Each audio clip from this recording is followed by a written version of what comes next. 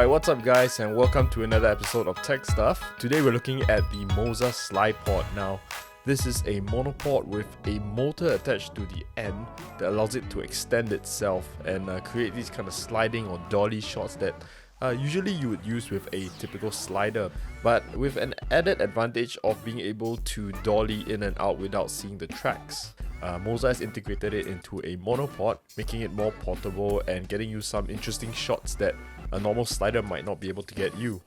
So the Moza Slypod comes with its own carrying case, which keeps it very compact and easy to bring around. Inside it comes with a comfortable wooden handle grip, a tripod head that allows you to adjust the pan and tilt, a set of small tripod legs that allows you to place the monopod on the ground, and it also comes with a 3/8" thread mount for customization of other attachments. So although majority of the Slypod is made out of a carbon fiber shell, it still weighs in at about 750 grams, which is heavier than a typical monopod. So the Slypod has a max extension range of about 11 inches, which is about 28 centimeters. So it has a vertical payload of about 40 pounds, which is about 18 kilograms.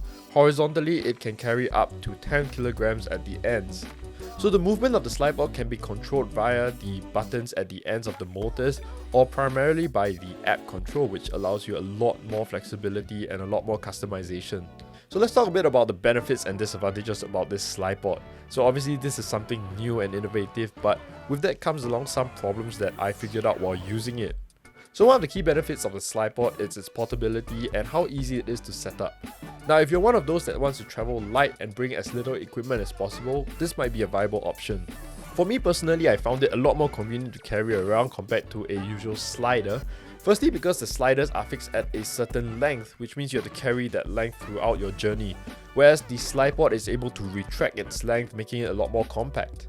So the extension and the retraction of this monopod means that you're able to get certain shots that a normal slider may not be able to get. For example, this dollying shot that usually would have the slider in the frame, now it's a lot more easier to set up and film this without a track. So another key benefit of the Slypod is that it only requires one tripod for you to set up this rig. Then again, it only allows for one tripod to be mounted onto it. There isn't a second mounting point. Now, although you only need one tripod, I should advise a very sturdy and heavy duty tripod. This is mainly because as the Slypod extends itself, it also shifts its center of gravity, which means it drastically changes the balance of your rig. So if you don't have a sturdy enough or heavy duty tripod for this, your whole rig might just tip over, damaging all your camera equipment. So one of the very obvious disadvantages about this Slypod was the noise of the motor. Now this isn't exactly a very quiet motor, especially at the very high speeds if you want to get a faster sliding motion. I didn't manage to record the sound of the motors properly because I was shooting mostly outdoors, but here are some clips from other reviews showing the noise of the motors. If you're trying to use this in the background of a wedding ceremony, that's probably going to bother some people. It's pretty loud, and it gets louder. So another disadvantage of this is that it had this shaking motion whenever I was doing a vertical movement. Now I found out that this was a problem with the first batch of Slypods, and it was fixed with the second batch that was released. However, the tripod head that came with it wasn't exactly very sturdy as well. Now it had a bit of wiggle room as well, making it very difficult to frame your shots. And whenever I actually got my shots framed up properly, the whole axis will actually tilt when the motor kicks in. Now I don't know if that was an issue with the first batch of Slypods or it's a continuing issue, but I found that really annoying, and that's an issue I would not have if I was using a traditional slider. So the Moza Slypod comes in at about $500 US, which is slightly more expensive than a cheap motorized slider. Now for example, this slider by Undone you can get for about $300 to $400 depending on the different models that they make, and it serves its purpose by getting you professional looking shots on that budget. It's also very compact and easy to keep away, making it very easy to travel around with.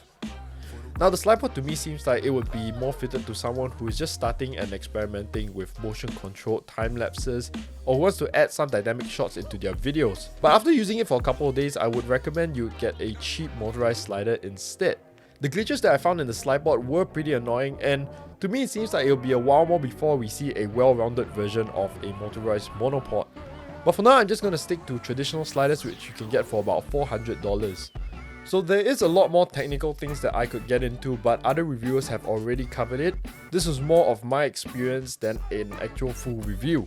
I recommend you check out Caleb Pike's video over here and Gerlad Undone's video over here. But that's all for me. Like this video if you liked it, subscribe if you haven't, and I'll see you guys in the next one.